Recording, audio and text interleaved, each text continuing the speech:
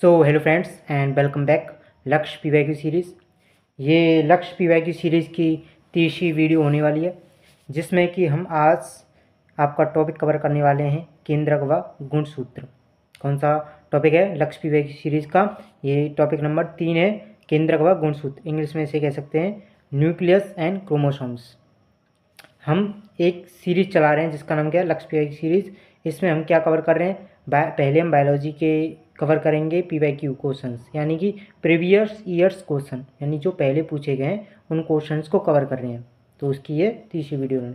ये वीडियो ये किसके लिए वीडियो? स्पेशली उन एस्पिरेंट्स के लिए जो आर्मी एनए की, जीडी की, एसएससी जीडी की, रेलवे की एंड दिल्ली पुलिस, या जिसमें भी साइंस का वेटेज है या साइंस पूछी जाती है, बायोलॉजी, फिज़िक्स और केमिस्ट्री, उन सब के लिए ये वीडियो प्रॉफिटेबल रहने वाली है। तो हम बिना देरी के वीडियो को स्टार्ट करते हैं रोज़ की तरह। तो हम इसमें सबसे पहले क्वेश्चंस पढ़ेंगे, फिर उसका आंसर देंगे। तो आप आज 1 से लेकर 20 तक 1 to 20 गिनती लिख लें अपनी कॉपी पर या रफ पर, और उसके आंसर मुझसे पहले देने की कोशिश करें या उसमें लिख लें। फिर लास्ट में चेक करना कितने क्वेश्चन आपके सही हुए हैं, कितने गलत। ओके, तो स्टार्ट करते हैं। हमारा पहला क्वेश्चन है, क्वेश्चन नंबर 1, कि सोलेनॉइड किस संरचना से संबंधित है? सोलेनॉइड किस संरचना से संबंधित है? ऑप्शन नंबर ए केंद्रक से, ऑप्शन बी केंद्रका से, ऑप्शन सी क्रोमेटिन से, ऑप्शन डी न्यूक्लियोइड से। तो इसका सही आंसर रहने वाला है आपका ऑप्शन नंबर सी, क्रोमेटिन। क्या है? क्रोमेटिन इसका सही आंसर रहने वाला है। लेकिन पहले का आंसर हो गया। आप दूसरे क्वेश्चन पर चलते हैं। Question number 2। क्वेश्चन 2 क्या कहता है? क्रोमेटिन का उपयुक्त अभिरंजक है। क्रोमेटिन का उपयुक्त अभिरंजक है। Option number A safranin, option B aceto carmine, option C light green, option D aniline blue. क्या? Aniline blue. तो इसका सही ऑप्शन ऑप्शन बी रहने वाला है। इसका आंसर क्या है? ऑप्शन बी है एसीटो कार्मिन। क्या है? एसीटो कार्मिन इसका सही आंसर रहने वाला है। यदि आपको ये शब्द नए दिखाई दे रहे हैं या आपने इससे पहले ये शब्द नहीं देखे, तो ज़्यादा चिंता या टेंशन लेने की बात नहीं है इसमें, क्योंकि ये टर्म ऐसे हैं पहली बार सुने होंगे तो आपको अजीब लग रहे होंगे, स्ट्रेंज लग रहे होंगे, जैसे आपने इनको कभी देखा ही नहीं है। लेकिन आप एक बार इसे देख लोगे, दोबारा कभी देखोगे तो आपको ये ऐसे फ्रेंडली लगेंगे, यानी मिले जुले लगेंगे। अब क्वेश्चन नंबर 3 से पहले, क्वेश्चन नंबर 3 को पढ़ने से पहले या उसे समझाने से पहले हम केंद्रक और गुणसूत्र के बारे में कुछ एक्स्ट्रा इन्फॉर्मेशन गेन करते हैं। जैसे कि आपको पता ही होगा, जो आपका केंद्रक होता है, जिसे हम न्यूक्लियस कहते हैं, वो कहाँ पर प्रेजेंट रहता है, यानी उपस्थित रहता है। तो ये आपकी सेल, आपको सेल के बारे में तो पता होगा कि आपका पहला टॉपिक है सेल यानी कोशिका। इससे पहले वाला टॉपिक सेल या कोशिका था, हमने इसकी 2 वीडियो करा दी हैं पहले, ये तीसरी है। इस सेल पढ़ाया था। तो सेल होती है भाई, ये क्या हमारी, ये हमारी सेल, ये दिखाई दे रही है। इस सेल के अंदर ये बीच में दिखाई दे रहा है कुछ आपको, ये बीच में कुछ आपको दिखाई दे रहा है, ये होता है आपका न्यूक्लियस। क्या होता है?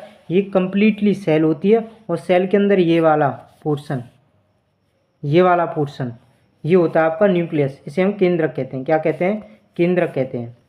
तो इस केंद्रक को हमने जैसे ही बाहर निकाला, जैसे हम केंद्रक है, केंद्रक को हमने स्पेशली केंद्रक को निकाल लिया। अब केंद्रक में स्पेशली देखा जाए, केंद्रक किस में? सेल में, और सेल में से केंद्रक निकाल लिया, और तब हमने इसको भी काटा तो इसके अंदर हमें क्या पाए? इसके अंदर हमें क्रोमोसोम पाए, यानी गुणसूत्र पाए, डीएनए पाई, आरएनए पाई, राइबोसोम्स पाई, ये सारी चीज़ें पाई। तो इस वीडियो में हम क्या देखने वाले हैं? स्पेशली इस क्रोमोसोम को देखने वाले हैं, और किस चीज़ को? न्यूक्लियस को, यानी इस सब को न्यूक्लियस के अंदर क्रोमोसोम। उसको आपने जो क्रोमोसोम होता है, गुणसूत्र होता है, वो उसकी आकृति ऐसी होती है। ये तो एक्स की हो गई, और वाई की आकृति कुछ इस प्रकार होती है। देखो दोबारा से बनाता हूँ। ये तो आपकी एक्स की आकृति हो गई, ठीक है, और वाई की आकृति कुछ इस प्रकार होती है। तभी तो हम कहते हैं एक्स और वाई, एक्स एक्स, ठीक है, समझ गए। ये कहाँ से आए?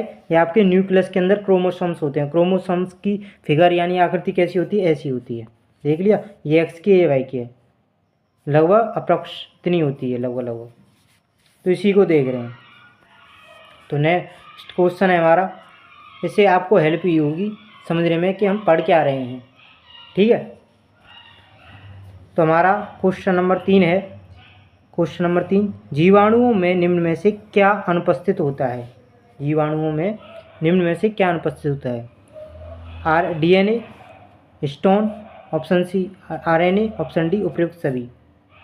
ऑप्शन ए डीएनए होता है। डीएनए तो होता है हमारे अंदर, आरएनए भी होता है, लेकिन स्टोन नहीं होता। क्या नहीं होता? स्टोन नहीं होता। तो इसका सही आंसर क्या है? इसका सही आंसर है आपका स्टोन। क्या है? स्टोन। ऑप्शन नंबर बी इसका सही आंसर है, स्टोन। नेक्स्ट क्वेश्चन की ओर चलते हैं। Question number 4।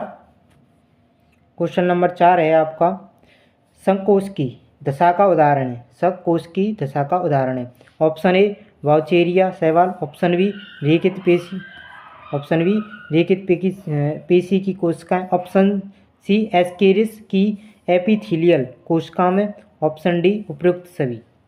तो इसका सही ऑप्शन रहने वाला है आपका ऑप्शन नंबर बी। कौन सा है? ऑप्शन नंबर बी, रेखित पेशी की कोशिकाएं। किसकी? रेखित पेशी की कोशिकाएं। ऑप्शन नंबर बी इसका बिल्कुल सही रहने वाला है। देखते चलिए आपके कितने क्वेश्चन राइट हो रहे हैं और कितने रॉन्ग। लास्ट में कैलकुलेट करना कि 20 में से कितने क्वेश्चन राइट हुए आपके।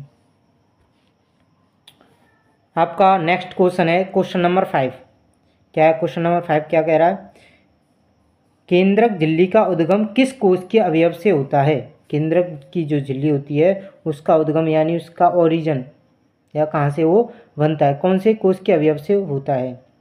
तो ऑप्शन ए दिया हुआ है माइटोकॉन्ड्रिया, ऑप्शन बी गोल्गी का, ऑप्शन सी अंतःप्राद्रव्य जाल का, ऑप्शन डी लाइसोसोम। तो इसका सही उत्तर रहने वाला है, आंसर रहने वाला है ऑप्शन नंबर सी। कौन सा? ऑप्शन नंबर सी, यानी कि अंतःप्राद्रव्य जाल का। कौन सा? अंतःप्राद्रव्य जाल का। इसे एंडोप्लाज्म रेटिकुलम भी कहते हैं। एंडोप्लाज्म रेटिकुलम, ER, जो कल बताया था मैंने। नेक्स्ट क्वेश्चन की ओर चलते हैं। क्वेश्चन नंबर 6, राइबोसोम की उत्पत्ति किससे होती है? जो राइबोसोम होता है उसकी उत्पत्ति किससे होती है? ऑप्शन ए केंद्रका से, ऑप्शन बी गुणसूत्र से, ऑप्शन सी केंद्रक झिल्ली से, ऑप्शन डी केंद्रक द्रव्य से। तो इसका सही आंसर रहने वाला है आपका ऑप्शन नंबर ए, यानी कि केंद्रका। क्या है? केंद्रका इसका सही आंसर रहने वाला है। नेक्स्ट क्वेश्चन की ओर चलते हैं। Question number 7। क्वेश्चन 7, आनुवांशिक रूप से अधिक सक्रिय भाग को कहते हैं। आनुवांशिक रूप से अधिक सक्रिय भाग को कहते हैं। Option A chromatin, option B euchromatin, option C heterochromatin, option D उपयुक्त में से कोई नहीं। तो इसका सही आंसर रहने वाला है आपका ऑप्शन नंबर बी। कौन सा? Option B euchromatin. क्या है? You chromatin. नेक्स्ट चलते हैं क्वेश्चन नंबर 8, अर्ध गुणसूत्र का निर्माण कोशिका का विभाजन की किस अवस्था में होता है? अर्ध गुणसूत्र विभाजन दो प्रकार से होता है, एक तो होता है समसूत्र, एक होता है अर्ध गुणसूत्र, एक सम गुणसूत्र। तो अर्ध गुणसूत्र का निर्माण कोशिका का विभाजन किस अवस्था में होता है? ए अवस्था ये आपकी, ऑप्शन ए अंतरावस्था, ऑप्शन बी पूर्वावस्था, ऑप्शन सी अध्यावस्था, ऑप्शन डी पश्चावस्था। पहली बात तो इसमें ऑप्शन सी है वो बिल्कुल गलत है, क्योंकि अध्यावस्था होती नहीं है। और ऑप्शन 3 में से आपका इसका सही आंसर रहने वाला है ऑप्शन नंबर डी। कौन सा? ऑप्शन नंबर डी इसका सही आंसर रहने वाला है पश्चावस्था। कौन सा? पश्चावस्था। तो नेक्स्ट क्वेश्चन पर चलते हैं। Question number 9।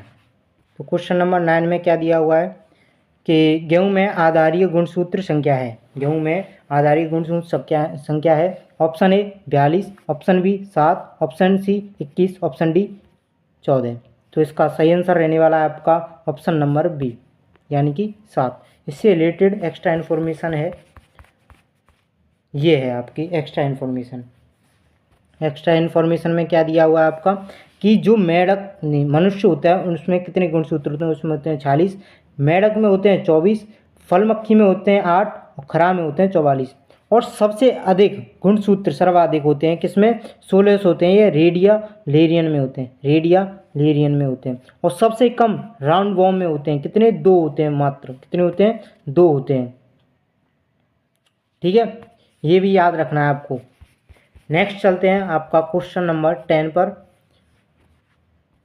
क्वेश्चन नंबर 10, यानी कि एक अर्ध गुणसूत्र में डीएनए के कितने अणु पाए जाते हैं। Option A 1, option B 2, option C 4, option D कई। तो इसका सही आंसर रहने वाला है आपका ऑप्शन नंबर ए, यानी कि 1। ठीक है, नेक्स्ट चलते हैं। ये इससे पहले क्वेश्चन कराए थे वो रेलवे और आर्मी के क्वेश्चन थे, प्रीवियस ईयर थे। जो अब कराए जाएंगे 11 से लेकर लास्ट तक, ये आपके एसएससी के क्वेश्चन हैं। ठीक है, तो इन्हें भी ध्यान से देखना जो एसएससी की तैयारी कर रहा है। नेक्स्ट क्वेश्चन दिया हुआ है आपका क्वेश्चन नंबर 11। क्वेश्चन नंबर 11 है, केंद्रक झिल्ली में कौन सा प्रोटीन उपस्थित होते हैं जो एमआरएनए के निष्कासन, क्या है, सॉरी भाई दोबारा से। क्वेश्चन 11, केंद्रक झिल्ली में कौन से विशेष प्रोटीन उपस्थित होते हैं जो एमआरएनए के निष्कासन में सहायक होते हैं। Option A cadherin, option B X protein, option C integrin, option D laminin. तो इसका सही आंसर रहने वाला है आपका option number B, X protein. कौन सा, X protein, option number B. Next चलते हैं, नेक्स्ट क्वेश्चन है आपका क्वेश्चन नंबर 12, निम्नलिखित में से कौन सा कारक एपिजेनेटिक रेगुलेशन में भूमिका निभाता है। Option A DNA methylation, option B histone acetylation, option C micro RNA गतिविधि, ऑप्शन डी उपयुक्त सभी। तो इसका सही आंसर रहने वाला है आपका ऑप्शन नंबर डी, यानी कि ये तीनों चीज़ें, DNA methylation, histone acetylation, option C micro RNA गतिविधि, यानी तीनों चीज़ यानी उपयुक्त सभी। इसका सही आंसर क्या रहने वाला है, ऑप्शन नंबर डी। नेक्स्ट चलते हैं आपका क्वेश्चन नंबर 13, अगर किसी कोशिका में गुणसूत्र संख्या 2n+1 हो जाए तो उसे क्या कहते हैं। Option A monosomy, option B trisomy, option C trisomy. यहाँ पर इसे काट देंगे, ये डबल ऑप्शन हो गए। Option D nullisomy. तो इसका सही आंसर रहने वाला है आपका ऑप्शन नंबर बी। क्या, ऑप्शन नंबर बी इसका सही रहने वाला है, ट्राइसोमी।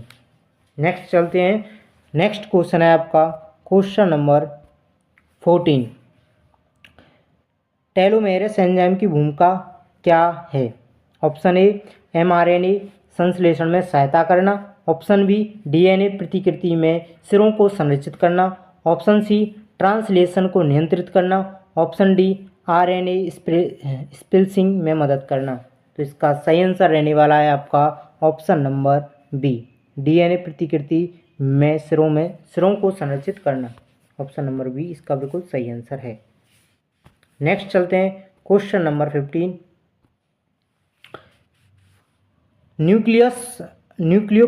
न्यूक्लियस का प्रमुख कार्य क्या है। ऑप्शन नंबर 15 है, न्यूक्लियस का प्रमुख कार्य क्या है। ऑप्शन ए डीएनए प्रतिकृति, ऑप्शन बी आरएनए संश्लेषण, option C ribosomal RNA, option D protein. तो इसका सही आंसर रहने वाला है आपका option number C, ribosomal RNA, यानी कि आरआरएनए का निर्माण। नेक्स्ट क्वेश्चन की ओर चलते हैं, क्वेश्चन नंबर 16। क्वेश्चन नंबर 16 है, आनुवांशिक रूप से निष्क्रिय गुणसूत्र भाग को क्या कहते हैं। Option A euchromatin, option B heterochromatin, option C epigenetic chromatin, option D exochromatin. तो इसका बिल्कुल सही आंसर रहने वाला है आपका ऑप्शन नंबर बी, हेट्रोक्रोमेटिन का ऑप्शन नंबर बी बिल्कुल सही आंसर है। क्वेश्चन नंबर 17, क्रोमेटिन के किस रूप में जीन अभिव्यक्ति उच्चतम होती है। Option A heterochromatin, option B satellite DNA, option C euchromatin, option D telomeres. तो इसका सही आंसर रहने वाला है आपका ऑप्शन नंबर सी, यूक्रोमेटिन। क्या है, ऑप्शन, अरे वेट यार, ऑप्शन, अरे यार, यूक्रोमेटिन। क्या है? यूक्रोमेटिन। ऑप्शन नंबर सी इसका बिल्कुल सही आंसर रहने वाला है। नेक्स्ट क्वेश्चन की ओर चलते हैं। क्वेश्चन नंबर 18, एक्स गुणसूत्र निष्क्रियता यानी कि एक्स क्रोमोसोम इनएक्टिवेशन के कारण कौन सा निकाय बनता है? Option A Barr body, option B nucleus, option C polytene chromosome और ऑप्शन डी हेट्रोक्रोमेटिन क्लस्टर। तो इसका बिल्कुल सही आंसर रहने वाला है option number A Barr body. Option A इसका बिल्कुल सही आंसर है। Next question, second last question भी है। क्वेश्चन नंबर 19, न्यूक्लियर पोर्स की संरचना, या इसे इंग्लिश में कहते हैं न्यूक्लियर पोर्स की संरचना में कौन सा प्रोटीन सम्मिलित होते हैं? Option A stone protein, option B porin protein, option C nucleoporin protein, option D tubulin protein. तो इसका बिल्कुल सही आंसर रहने वाला है option number C nucleoporin protein. Option number C बिल्कुल सही आंसर है। नेक्स्ट क्वेश्चन, गुणसूत्र का कौन सा भाग, गुणसूत्र का कौन सा, अरे यार वेट, गुणसूत्र का कौन सा भाग टेलोमेरस एंजाइम द्वारा सुरक्षित रहता है? Option A centromere, option B telomere, option C kinetochore, option D euchromatin. तो इसका बिल्कुल सही आंसर रहने वाला है आपका ऑप्शन नंबर बी टेलोमेर। बिल्कुल सही आंसर टेलोमेर। ये आपको बता ही दिया है। और आज की क्लास यहीं पर एंड होती है।